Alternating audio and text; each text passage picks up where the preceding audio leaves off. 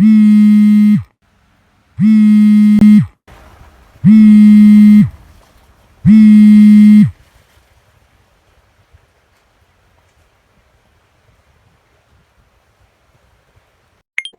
guys. Yo guys! Hello, welcome to the vlog, guys. Alex, you literally woke me up for nothing. What is it? Why did you call? Why the call guys? So, remember our jogging plan? Wanna chat about it real quick? Oh yeah, I totally about that. We gotta pick the best spot for jogging too. I think Tugu Muda and Simpang 5 would be dope. What do you think, guys? Tugu Muda or Simpang 5? I'm Team Simpang Lima all the way because, guys, it's very spacious and we will feel a lot more comfy running around without bumping into people. By the way guys, where even are this place? Sounds fun, but I'm clueless. Oh my god, I forget your name. Hang on, let me pull up Google Maps for ya. Simpang Lima right next to Ciputra Mall. You've been there before, right? Here guys, check the map. See the one in the middle? That is Tugu Muda. And if you know Lawang Sewu, it's right there. Super iconic.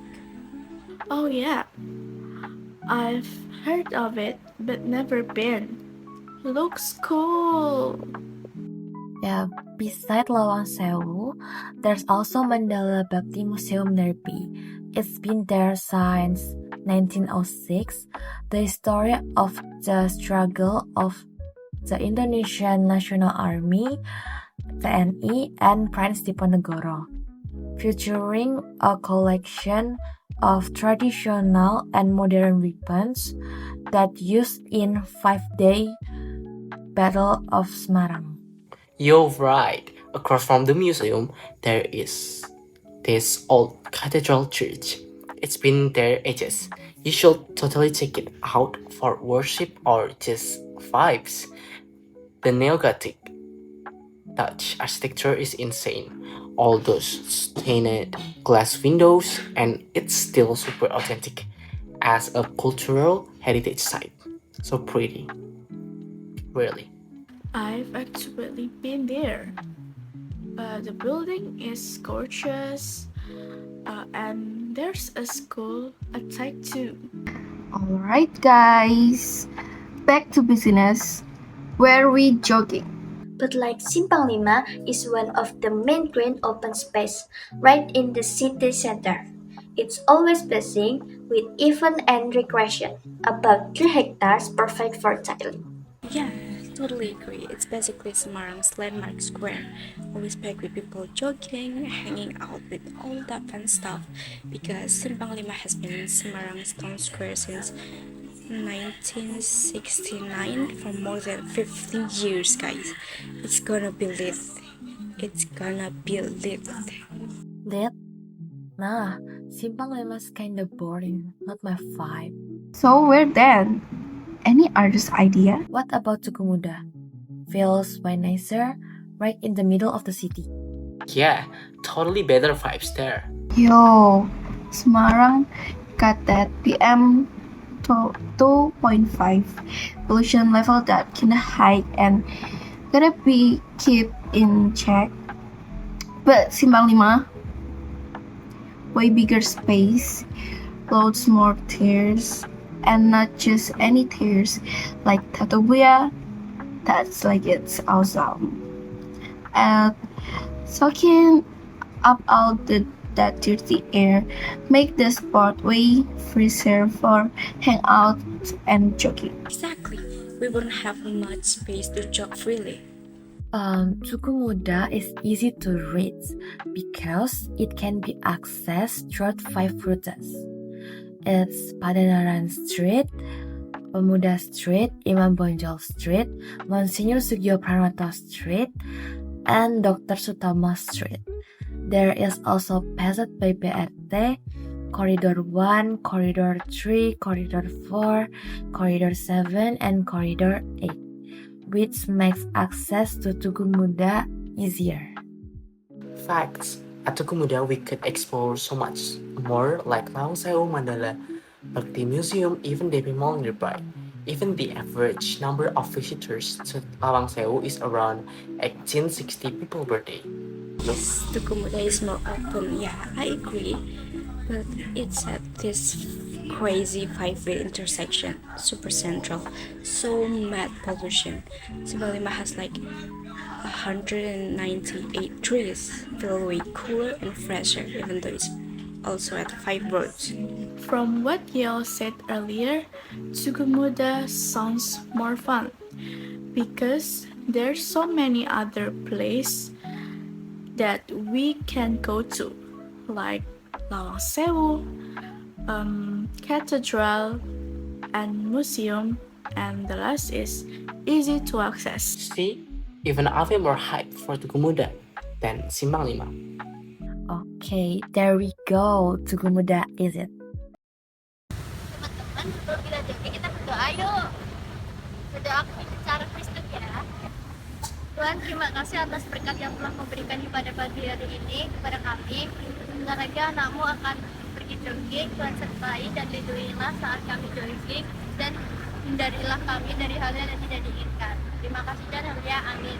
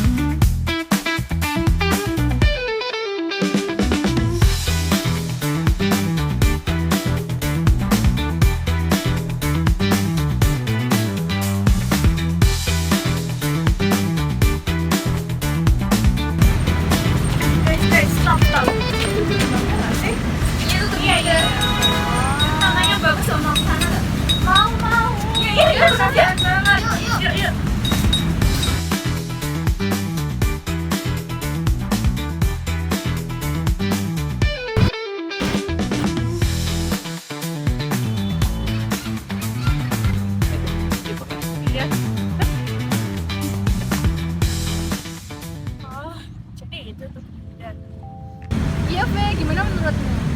Bagus sih. Itu ada ukir-ukirannya ya? Menarik banget. Itu katanya, ukirannya ada ceritanya ya? Ukirannya itu ada ceritanya tahu? Kamu tahu? Mau. Jadi itu ukirannya itu menceritakan tentang pertempuran 5 hari di Semarang, Fe. Aku tertarik banget sama ceritanya. Halo AI, jelaskan bagaimana sejarah Tugu Muda. Halo semuanya, aku adalah robot AI.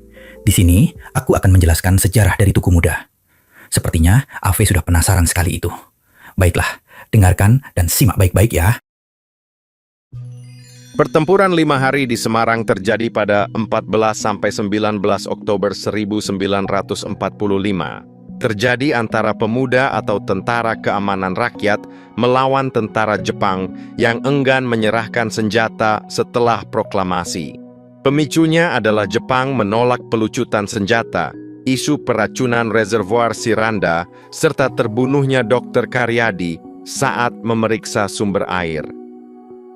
Pertempuran berlangsung di berbagai titik kota, Kintelan, Pandanaran, Jombang, Simpang Lima, Penjara Bulu, Lawang Sewu.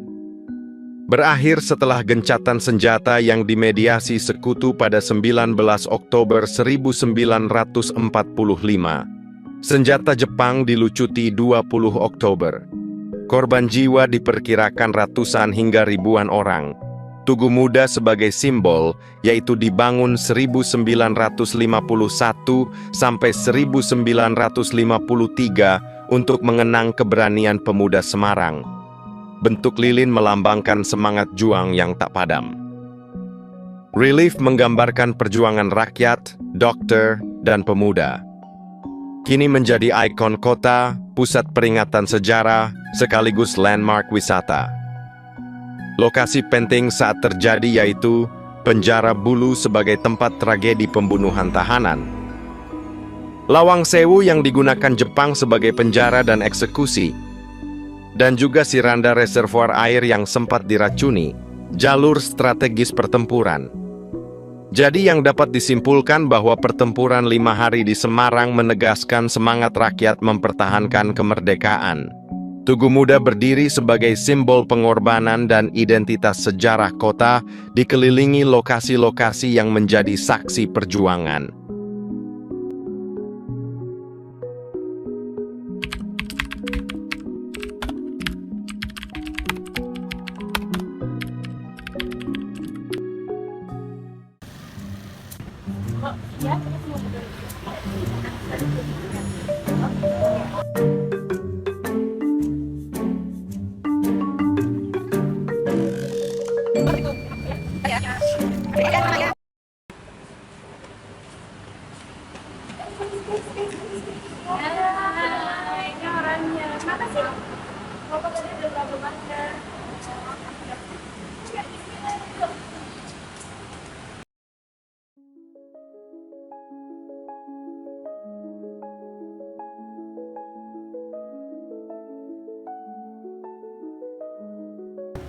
Parah banget, padahal pasar Bulu bangunannya udah modern loh. Masa manajemen sampahnya masih kurang sih? Bukan soal manajemennya aja, Nau. Lihat deh, sampah di sana tuh mayoritas plastik sekali pakai, sampah bisa organik, ini yang sisa makanan gitu. Kalau di komposisinya itu, jadi itu bakal ngasihin gas metana, di mana tuh lebih bahaya daripada CO2 25 kali lipatnya untuk pemanasan. Oleh karena itu kita harus menerapkan gaya hidup berkelanjutan. Gaya hidup berkelanjutan? Apa itu? Ya lanjut gitu-gitu aja hidupnya. Kan? Masa nggak tahu sih, Jess? Gaya hidup berkelanjutan itu ya hidup dampak negatif untuk lingkungan. Itu loh. Penyebab utamanya itu sebenarnya gaya hidup linear ekonomi kita sih. Kita pakai terus dibuang, jadi pakai buang gitu. Yang awalnya kan ekstrak bahan baku terus diubah jadi produk, terus kita konsumsi, habis itu dibuang aja jadi sampah.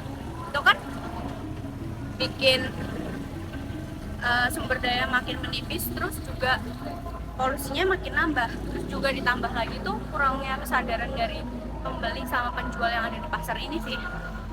Terus solusinya gimana dong? Nggak mungkin kan kita ngandelin tukang sampah buat bersihin ini semuanya? Harus circular ekonomi, kurang pemakaian plastik, komposkan sampah organik di rumah, dan yang paling penting itu redesign. Kita harus mulai melihat sampah bukan sebagai akhir, tapi sebagai bahan baku baru gitu. Iya benar, contohnya reduce, reuse, recycle, terus kayak hemat energi. Habis itu kita pakai tumbler, terus pakai sedotan yang bisa berkali-kali pakai. Habis itu pakai tote bag itu kita bisa mengurangi limbah. Bayangin deh kalau misalkan banyak orang yang udah pakai itu, pasti lingkungan kita jadi lebih baik gak sih? Iya. Oh, I see, makes sense.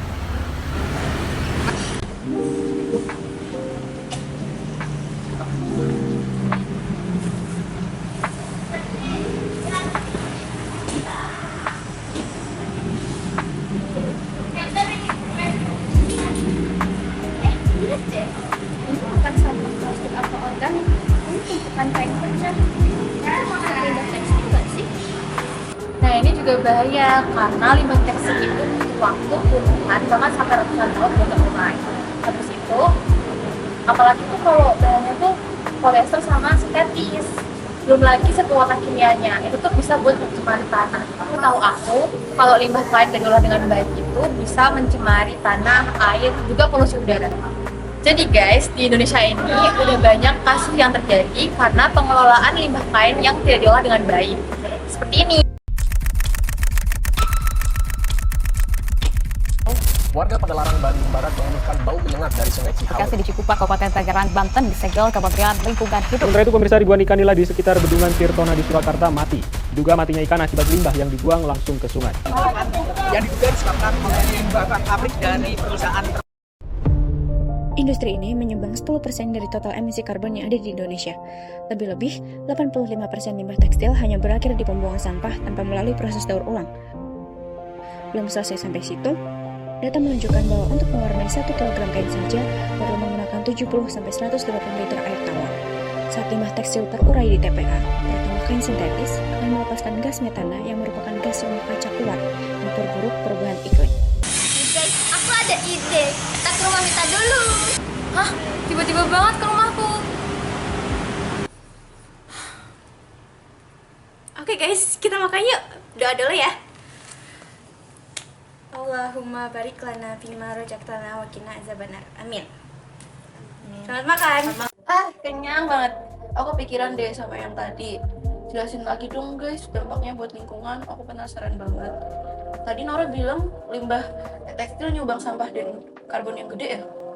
Serius Lex, industri tekstil itu jadi penyumbang limbah nomor 2 di dunia. Bukan cuma pas jadi sampah, tapi pas dalam proses pembikinan tuh dia juga udah jadi menghasilkan limbah. Kalau aku pernah baca nih, katanya bikin satu kaos katun aja tuh perlu ribuan liter air. Ya kan, Om? Bener banget, no. Sekitar 2.700 air itu dibutuhkan buat bikin kaos katun doang. Itu tuh setara sama air minum buat satu orang selama 2,5 tahun, tau. Hah? Beneran sebanyak itu, Nau? Kan cuma ditanam doang. Simpel itu Lex, sebelum ditanam, kapasnya itu harus ditanam. Dan itu tuh butuh pestisida banyak banget. Terus pas proses pewarnaan, itu tuh yang paling parah. Pabrik itu sering buang sisa zat pewarna kimia. Ya benar, makanya kadang ada berita sungai di daerah industri tekstil warnanya berubah jadi merah kalau enggak hitam. Itu kan isinya kimia beracun semua, kasihan warga sekitarnya. Belum lagi kayak bahan sintetis kayak polyester. Itu kan bahan dasarnya juga dari plastik kan? Exactly, nih pas kita cuci baju berbahan polyester, ada serat-serat halus yang lepas. Namanya tuh mikroplastik. Itu lari ke selokan, ke sungai, dan akhirnya tuh dimakan ikan di laut. Terus ikannya kan kita makan lagi nih, jadi tuh muter aja itu racunnya tuh. Wah gila, gue baru kepikiran sampai situ. Terus kalau bajunya udah gak dipakai terus dibuang, bukannya kayaknya bisa hancur sendiri ya? Nah, ini masalahnya kalau bahannya katun murni mungkin bisa terurai, tapi butuh waktu. Tapi kalau bahan yang sintetis kayak baju-baju fast fashion sekarang, itu bisa ratusan tahun baru hancur, Fe. Di TPA tuh sampah kain tuh numpuk, gak dapet oksigen, terus pas membusuk tuh dia ngeluarin gas metana yang bisa memperburuk pemanasan global gitu. Pantesan sekarang lagi ramai gerakan thrifting atau slow fashion. Ternyata emang sebahaya itu ya dampaknya kalau kita sering jajan baju tanpa mikirin nasib sampahnya. Ya, makanya kan. Sumpah, gue jadi ngerasa berdosa sih setiap kali beli baju, terus cuma dipakai 2 kali. Ternyata prosesnya cukup merusak alam banget ya dari hulu ke hilir. Santai Lex, sekarang kan kita udah tahu nih. Jadi kita korak-korakin milih barang yang guna, dan juga kita milih barang yang ramah lingkungan. Nah, bener Lex. Atau kalau misalkan kamu bosen, bajunya bisa kamu upcycle atau kamu sumbangin. Jangan langsung kamu masukin ke tempat sampah. Oke deh, paham-paham. Guys, maaf ya, aku OOT. BTW, aku jadi keinget deh, tadi di Jessica apa ya? Iya, penasaran. Jadi tuh kain percaya tuh kita jadiin sesuatu yang lebih berguna gitu loh. Yang 3R itu. Setuju, Jess. Apalagi tuh kayak lucu-lucu gini bentuknya. Tuh, ya kan? Lucu kayak aku ya. Ya deh. Jadi gimana nih guys? Kayaknya mau kita bikin apa? Kita lihat dulu kainnya nggak sih, biar tahu jenisnya. Terus kainnya cocok dibikin apa?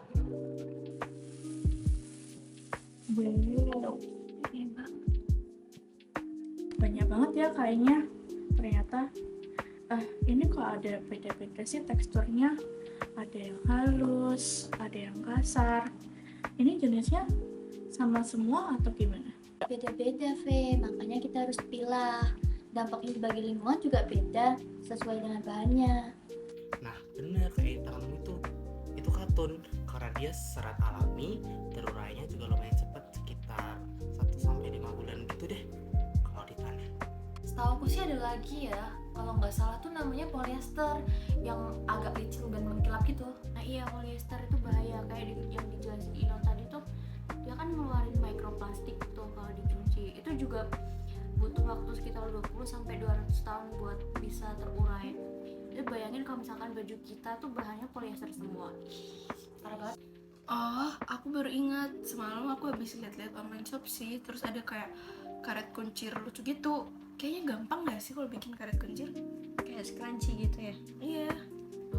Bagus tuh, kita bisa bikin banyak juga. Ya udah, scrunchie aja. Ini mau dibikin beneran kah? Kapan? Gimana kalau lusa? Lusa kita pulang cepet kan? Kita bikin sekolah. Nah nih guys, udah ketemu bahan, alat, sama cara bikin scrunchie-nya. Mau dong, Mit. Kirimin di grup aja, biar kita bisa list barang apa aja yang perlu dibawa. Oke, kirim ya. Aku bawa gunting deh. Aku bawa benang sama jarumnya deh. Teman-teman, sebelum kita bikin kain pertanyaan ini buat kerajinan, kita berdoa dulu ya. Dalam nama Bapa dan Putra dan Roh Kudus. Amin. Tuhan yang maha baik, terima kasih atas kesempatan untuk berkumpul dan berkarya bersama. Berkatilah kegiatan kami dalam membuat kerajinan dari kain perca ini. Bimbing tangan dan pikiran kami agar bekerja dengan baik, kreatif, sabar, dan saling bekerja sama. Demi Kristus, Tuhan kami. Amin. Dalam nama Bapa dan Putra dan Roh Kudus. Amin.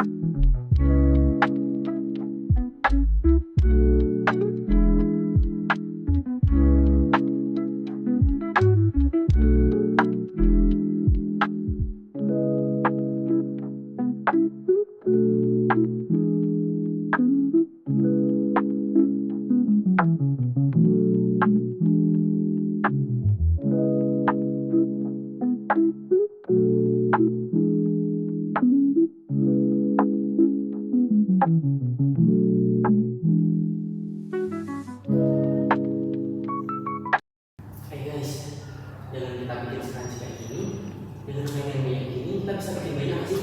Iya, bener nggak sih? Lumayan sih. Jual aja nggak sih yuk? Kita bikin BRT dulu nggak sih? Iya, kita harus tahu ya. Kira-kira kalau dijual berapa ya?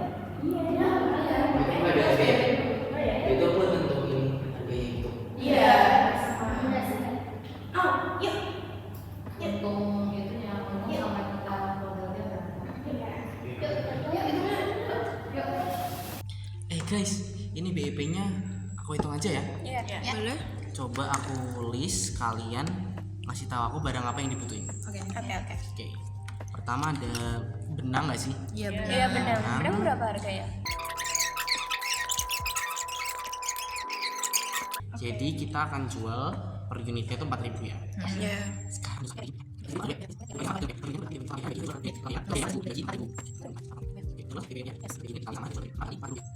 Kita jual 4.000 BP-nya.